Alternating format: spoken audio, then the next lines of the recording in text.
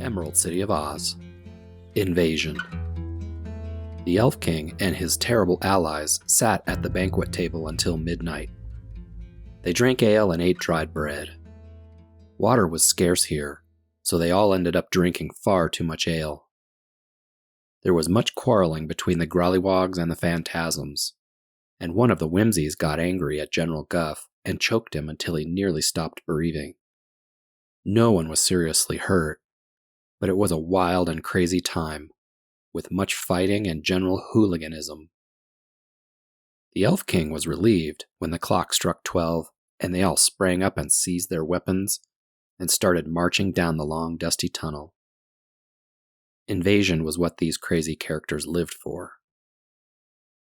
Since everyone was drinking, they grabbed their weapons and didn't take much else, including food and water, for the journey. "Aha!" shouted the first and foremost. "Now we conquer the land of Oz." She led her Phantasms in battle formation, and then into a line to enter the tunnel. At her word of command, they marched into the tunnel and began the long journey through it to the Emerald City. They created fire and flame wherever they went, and the tunnel was a furnace of intense heat. The fire was melting the walls and turning it smooth like glass.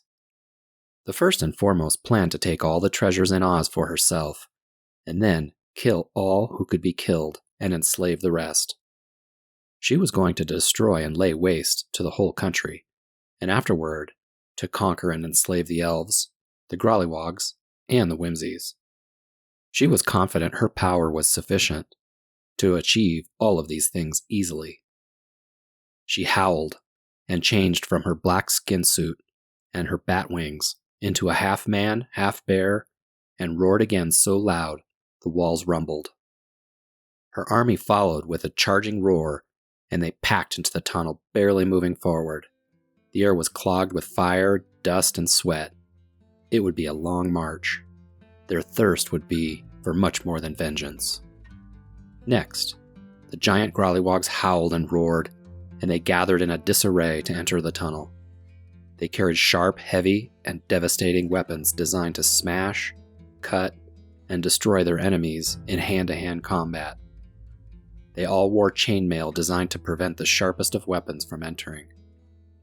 The weapons and chainmail suits were heavy and burdensome to march with. The army entered the tunnel, and the blazing heat and dust left by the first and foremost and her army made it nearly impossible to pass. However, they were dreadful beings indeed, and longed to get to Oz so they could rob, pilfer, and destroy. The Grand Gallipoot feared the first and foremost, but had a cunning plan to murder and destroy her powerful being to secure the wealth of Oz for himself. He roared a mighty war cry and thought how little the Elf King was going to get with all these greedy monsters entering to destroy Oz before he could even arrive. Next came a weak cry from the chief of the Whimsies, calling his small-headed army to gather before the tunnel. They all looked very weak compared to the first armies that were now already on their way to Oz. Like all the rest, he had in his wicked little head a similar plot to destroy all the generals and their armies. He intended to let them conquer Oz, since they insisted on going first, but he would afterward treacherously destroy them, as well as King Rocot, and keep all the slaves and treasures of Ozma's kingdom for himself. He laughed out loud like a wicked genius. These were the greediest of all warriors indeed. The greed continued. After all these dangerous so-called allies had marched into the tunnel, the Elf King and General Guff started to follow them. They were at the head of 50,000 elves, all fully armed. The Elf King had started all this with a simple desire to get his magic belt back. Now, greedy and powerful armies with unknown desires were entering the tunnel, constructed solely by the Elf King and his elves. "Guff," said the king, "those creatures ahead of us mean mischief. I think they intend to get everything for themselves and leave us nothing." "I know," replied the general, "but they are not as clever as they think they are. When you get the magic belt, you must at once send the Whimsies and Grollywogs and Phantasms all back to their own countries. The belt will take them there, and then what is left is ours. A lot will depend on finding this belt, but we both know that Ozma is using it, so she will know where it is. We will have to make her talk, but I have a certain talent for making this sort of thing happen, Guff said confidently as he realized the intense heat coming from the tunnel. Was it this hot in here when you were constructing the tunnel? He asked the king. The Elf King shrugged and thought it was much hotter, but his greedy mind was on the belt and the other spoils of such a rich palace as the Emerald City, so he didn't say anything. Maybe he would take Ozma as his bride. She wasn't married yet, was she? The screech from the monsters in front of them brought the king back to reality. Good, cried the king. An excellent plan, Guff. I'll do it. While they are conquering Oz, I'll get the magic belt, and then only the elves will remain to ravage the country and take what we want. There was only one thing that everyone agreed on, that Oz should be destroyed, the riches taken, and the people enslaved. Onward, the vast ranks of invaders marched, packed in tight, filling the hot tunnel from side to side. With a steady march of dusty boots, they advanced, little by little, with every step taking them nearer to the beautiful Emerald City. Nothing can save the land of Oz, thought the first and foremost, scowling with a bare face as black as the tunnel. Heat poured from her magic, making the tunnel a furnace of heat, dust, sweat, and thirst. The Emerald City is as good as destroyed already, muttered the Grand Gallipoot, shaking his war club fiercely.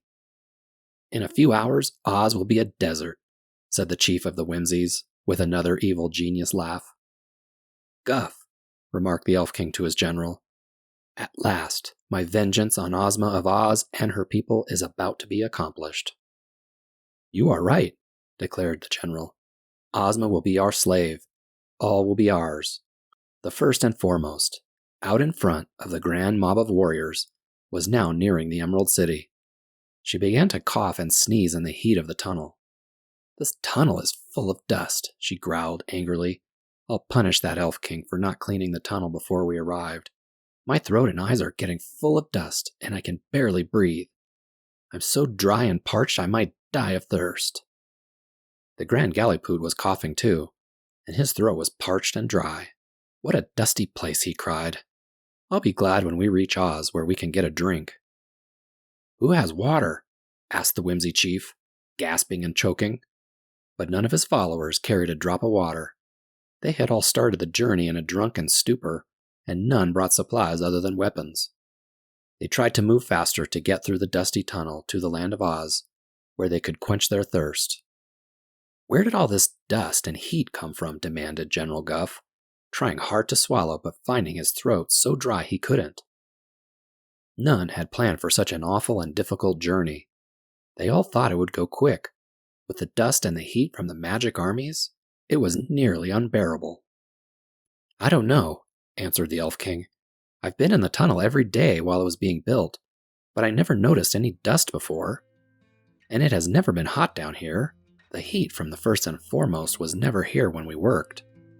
Let's hurry, cried the general. I'd give half the gold in Oz for a drink of water. The dust grew thicker and thicker, and the throats and eyes and noses of the invaders were filled with it. But not one halted or turned back. They choked and gasped, and moved on with hopes there was water when they arrived. They hurried forward more fierce and vengeful than ever.